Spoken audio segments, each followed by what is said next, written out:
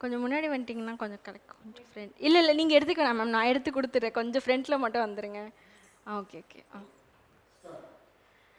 பிரபாகரன் வணிக நிறுவனம் மற்றும் தமிழன் தொலைக்காட்சி இணைந்து வழங்கும் சலங்கை நிகழ்ச்சியில் இவ்வளோ நேரம் ரொம்ப அழகாக அற்புதமாக ஸ்ரீ ஈஸ்வரி ஷேக்த்ரா கல்ச்சுரல் அகாடமியோட மாணவிகள் நடனம் புரிஞ்சிருந்தாங்க.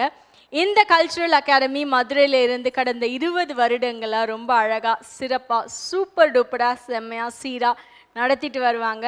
அதுக்கு காரணம் எல்லாமே அழகாக இங்கே வந்து மஞ்சக்காட்டு மைனா மாதிரி நின்றுட்டுருக்க ஒரு மேம், அவங்க மட்டும்தான் இருக்க முடியும். அவங்க வேறு யாருமே இல்லை.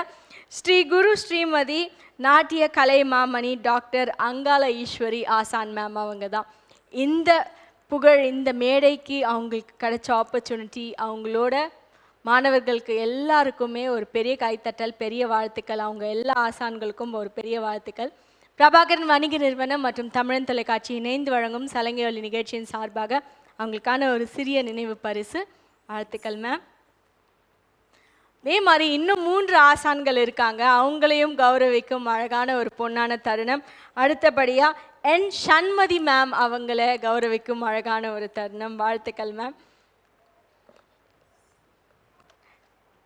அடுத்து எம் காயத்ரி ஆசான் அவர்களை கௌரவிக்கும் அழகான ஒரு தருணம். வாழ்த்துக்கள் மேம்.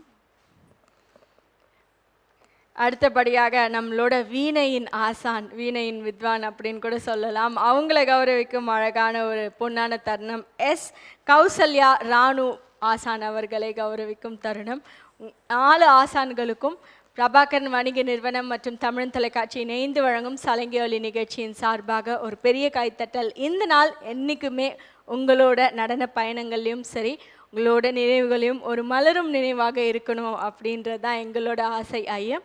இந்த நிகழ்ச்சியை தொகுத்து வழங்கியவர் உங்கள் தொகுப்பாளினி திவ்யா ஸ்ரீதரன். இன்னும் நிறைய மாணவர்களோட, நிறைய ஆசான்களோட இதே மாதிரி இன்னொரு சலங்கை ஒலி மேடையில் மீண்டும் சந்திப்போம். நன்றிகள் பல.